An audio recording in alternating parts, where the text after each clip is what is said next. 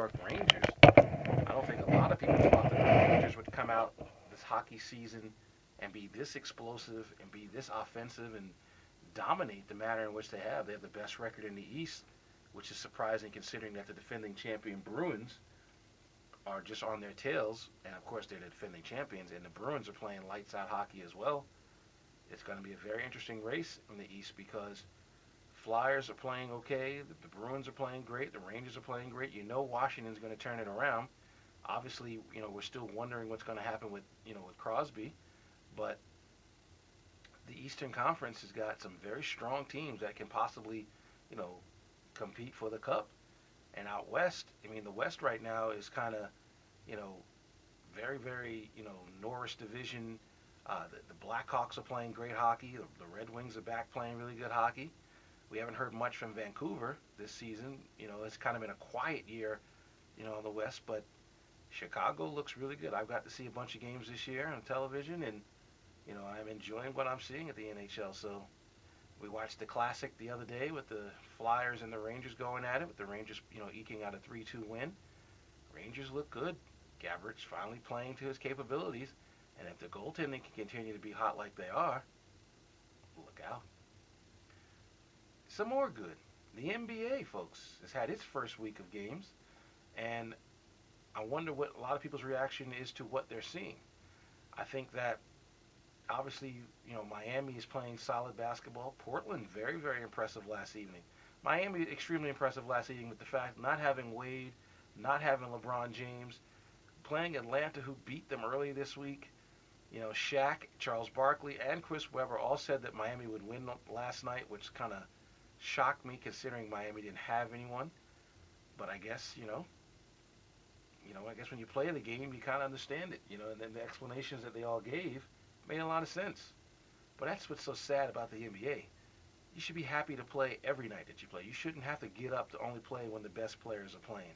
You should get up to play every night because, trust me, there's a park full of basketball players around this country, everywhere in every city, that would kill to be playing in an NBA game. Ricky Rubio's looked really good. A lot of people thought that he was all hype and fluff. Well, he's showing that he actually has competence, and he's just as creative with the basketball as any point guard that we've seen in recent years. I mean, obviously he's getting a lot of comparison to Pete Maravich. He looks a little bit like Pete Maravich. I think he plays. Pete Maravich can do more than just pass. Pete Maravich can score. He can finish. I haven't seen Rubio really finish any of the plays that he does other than just by throwing the ball. But Minnesota has something to be happy for. Kevin Love is this year All-Star voting, as it has been in the last couple of years, is going to be very intriguing out west because you got to put Aldridge in this game this year, and you got to put Love in the game. Who's going to be put out? You're not going to keep Blake Griffin out of the game. I mean, Tim Duncan might get in because he's on a farewell tour, but maybe the league might have to say to Timmy, "Man, to stay home this year."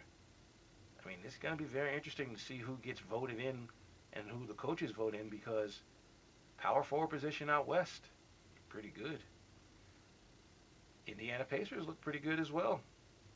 I mean, they have a lot of players who are hungry, who haven't won yet. Good point guard leading that team. Should be an interesting season for them. The Celtics, ever since Paul Pierce has come back, haven't lost. So maybe all those people putting dirt on the Celtics might have been a little bit premature because simply the Celtics are playing better since Paul Pierce is coming off the bench, and they haven't lost a game, I believe. So the NBA is going to be very interesting this year because of the fact of no training camp.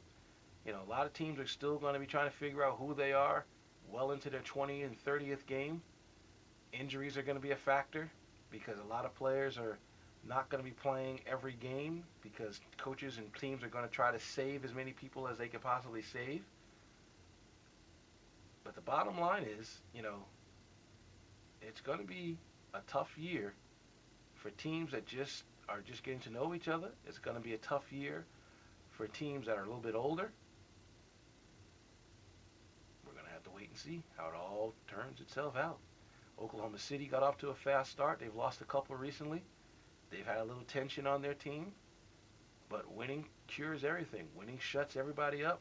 And so who knows what that means for them. hopefully Mr. Westbrook and Mr.